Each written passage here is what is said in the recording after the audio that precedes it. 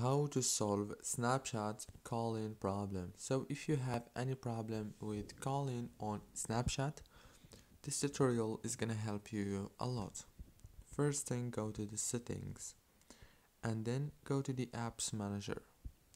When you open the apps manager, on this page you will find all the apps. Scroll until you find Snapchat and then click on it. And after that, click on the storage or the internal storage. Click on clear data and clear cache.